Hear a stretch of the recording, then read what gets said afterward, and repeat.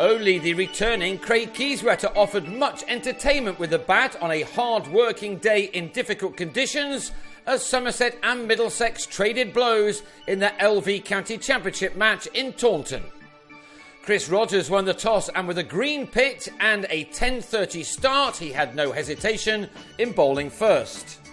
And with 13 runs on the board, he celebrated a first wicket, Marcus Trescothick cutting Gurjit Sandhu to Sam Robson in the gully. Sandhu was unlucky not to also see the back of Johan Myberg, this edge falling just short of Ollie Rayner at slip. Instead, it was Tim Murtagh who got the next breakthrough. Nick Compton bowled through the gate to go for 9. It was just the start Middlesex would have wanted.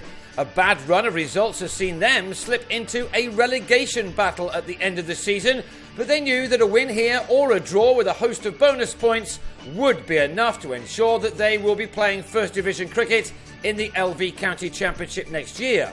Myberg and Tom Abel battled hard through the rest of the morning, shots like these the exception rather than the rule.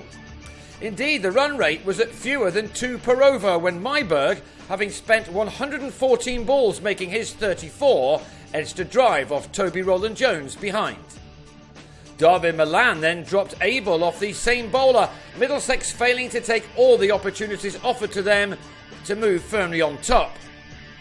20-year-old Abel, playing in just his 3rd championship match, has made an impressive start to his career, and he showed off his skills with some lovely drives in an innings of control. It was not easy going at times against a well-disciplined attack, which of course had everything to play for. They beat the bat many times during this day. Certainly nobody could accuse Sandhu of not putting his heart and soul into his display. For Somerset, it's all about finishing as high up the table as possible for as much prize money as they could get their hands on, and Abel was helping them out by moving to a 50 off 123 balls, a 9th boundary taking him to his second half century in 5 innings. He didn't get to face another delivery, however, Neil Dexter sticking out a foot to deflect a drive from James Hildreth onto the stumps at the non-striker's end. Enter Kieswetter for his first knock since being hit in the face in Northampton back in mid-July. An early short ball to him from Rowland-Jones was pulled for a 6. Indeed, Kieswetter showed no fear on his return after what was an horrific injury. He lifted the tempo of this innings with a string of aggressive shots, having come into bat with his side using up 52 overs to make 119 runs. Kieswetter was soon dominating an important 5th wicket partnership with Hildreth. 3 fours off a Rayner over took the keeper to his 50 off only 56 balls. His tally of 4s was now at 7 to go with his 1-6. He'd hit his 50 out of 62 runs while he'd been at the crease. Middlesex needed to see the back of him sooner rather than later. But for a while he kept on going. With Hildreth hardly playing a shot in anger at the other end, this was becoming something of a one-man show.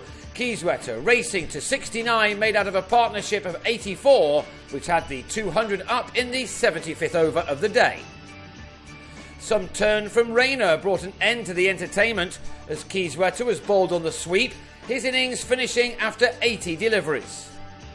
Now was the time for the visitors to grab the initiative, but they were prevented from doing that by Hildreth, who, with Kieswetter now out, became the man to frustrate Middlesex. With his eye now well set, the second new ball didn't offer too much of a threat to him either. A thick outside edge off Rowland-Jones brought the batsman his half-century off 130 deliveries, not the kind of strike rate you normally associate with Hildreth, who was watchful throughout much of his long vigil. He'd struck only 6 fours thus far. When Kieswetter fell, there were still 20 overs of the day remaining, and Middlesex would have been looking to make further inroads, but they had nothing more to cheer about as the last hour and a half worked against them, with Hildreth and Peter Trigo continuing the pattern of the day with solid defence and just the occasional flourish such as these strokes. The hard work of these two batsmen was nearly undone right at the end of the day when Trigo should have been run out. He had given up by the time the ball missed the stumps. So Trigo will be there in the morning on 26, and with Hildreth making an unbeaten 70 in nearly 4 hours of crease occupation, there is nothing to choose between these two teams at the moment. Middlesex have a big first hour ahead of them on the second morning, needing another wicket in 14 overs for another bowling bonus point and 4 more for the full complement of 3.